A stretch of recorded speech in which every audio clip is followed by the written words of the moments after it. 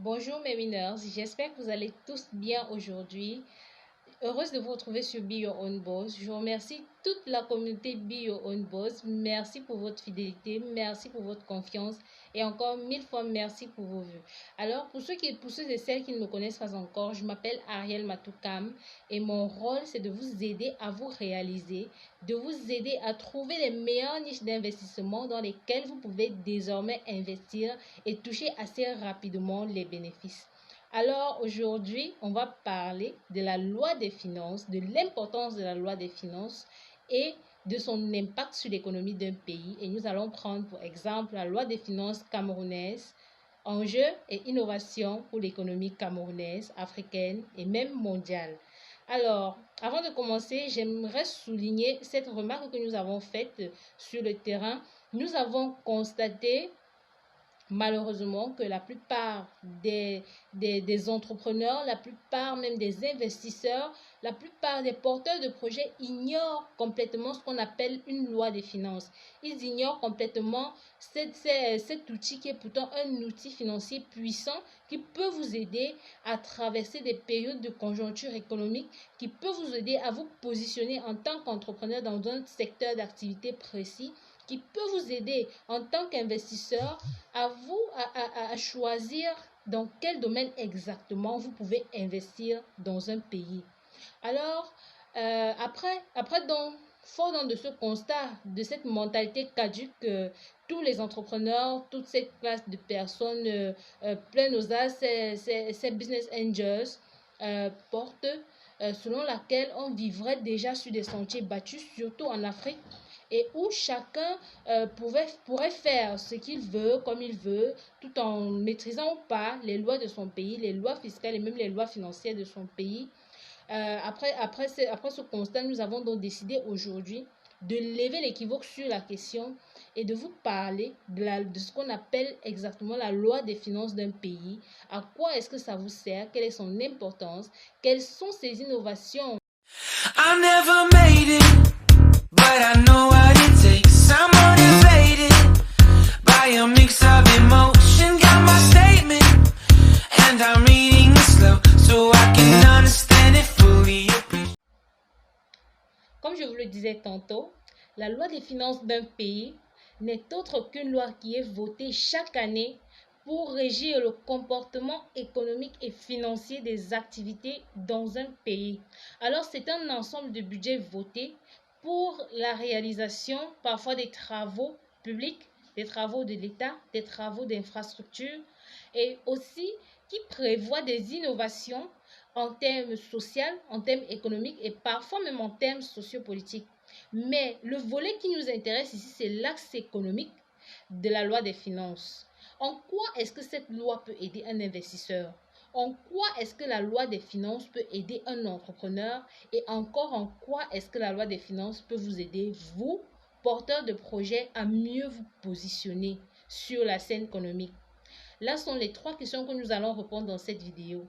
Alors, déjà, j'aimerais que nous parlons tout d'abord des enjeux et défis de la loi des finances camerounaise 2020.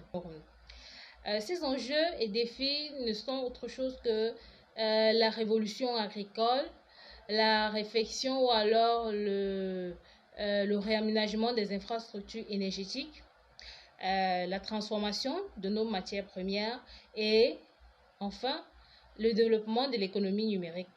Nous allons commencer par la révolution agricole. J'ai eu à faire une vidéo sur cette chaîne où je parlais de la révolution agricole. Je disais que nous n'avons pas encore atteint ce niveau de révolution et que nous pouvons produire bio, nous pouvons nourrir une population, une certaine population mondiale, une partie de la population mondiale, autant pour moi, et avec des produits naturels. Notre révolution ne doit pas être la révolution agricole occidentale. Notre révolution, c'est la révolution en termes de techniques agricoles pour améliorer les techniques agricoles, mieux produire en quantité et des bons produits. Il s'agit là de l'amélioration des techniques agricoles, comme je l'ai déjà dit, de l'amélioration des méthodes utilisées et même des types d'engrais et même des types de fertilisants. Il s'agit donc, quand on parle de révolution agricole, il s'agit des innovations en fait. Quelles sont les innovations qu'on rencontre dans le domaine agricole, par exemple?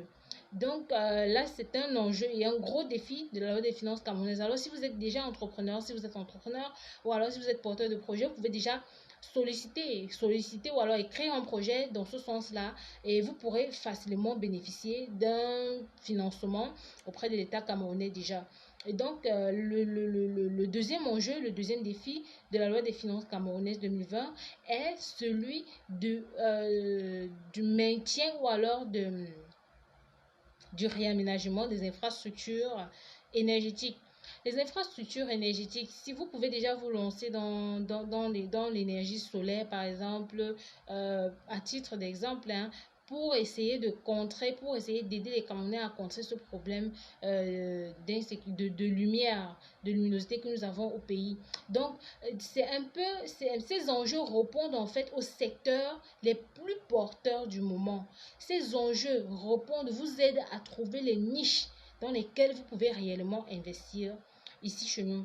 Et donc, le troisième enjeu, c'est celui de la transformation et du recyclage de toutes nos matières premières. Quand on parle matières premières, il n'y a pas que les matières premières agricoles, il n'y a pas que les éléments de l'agriculture. Il n'y a pas que ça, il y a aussi nos richesses, nos sols, il y a plein d'autres choses. Donc, il suffit seulement de vous positionner comme quelqu'un qui, chaque fois qu'il voit quelque chose, se demande comment est-ce qu'on a fait pour en arriver là. Et qui tout le temps s'en va pour faire l'exemple, pour chercher comment est-ce que ça s'est fait, comment est-ce qu'on est arrivé à produire par exemple un peigne, comment est-ce qu'on est arrivé à produire un clavier, comment est-ce qu'on est arrivé à produire un sac, quelles sont les matières qu'on a utilisées, et il va trouver que ces matières, on les a sur place. Apprenons donc à transformer nos matières premières. Ça va nous aider à réduire cette importation de grande échelle que nous avons dans notre pays. Le quatrième enjeu, qui est le plus important d'ailleurs pour nous, c'est celui du développement de l'économie numérique.